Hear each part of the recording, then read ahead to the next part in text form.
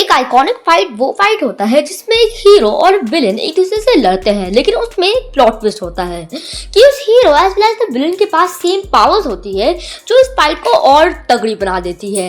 इसलिए शांची और वेनवू की फाइट को मार्वल की one of the best fights कहा जाता है। और इसी तरह ये है कुछ टॉप 3 आइकॉनिक मार्वल फाइट्स जो मार्वल ने हमें कभी तक दिखाया तो नहीं है, लेकिन मार्वल अगर हमें दिखा देते फिर वो कोई भी मूवी को आइकॉनिक बना देंगे। वर्ल्ड स्पाइडरमैन का comics as well as movies में भी एक बहुत बड़ा विलन रहा है, लेकिन क्या हो अगर सैम विल्सन और वल्चर के बीच में एक लड़ाई हो जाए। इमेजिन करो दोनों ही एक दूसरे से लड़ने के लिए अपने विंग्स लेकर आए, तो कितनी आइकॉनिक होगी वो फाइट। भला कि मिस्टीरियो का most of the power illusion होता है, लेकिन उसके स्टेप्स और मूव्स डॉक्टर स्ट्रेंज से कई हद तक मिलते हैं। क्या होता है अगर इन दोनों के बीच में एक लड़ाई हो जाए।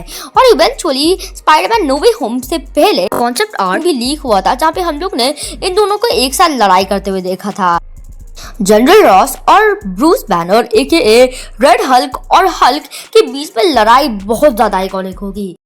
इवन दो हम लोग ने इस लड़ाई को पहले कुछ एनिमेटेड सीरीज में देखा है, लेकिन लाइव एक्शन में इसका अलग ही मजा होगा।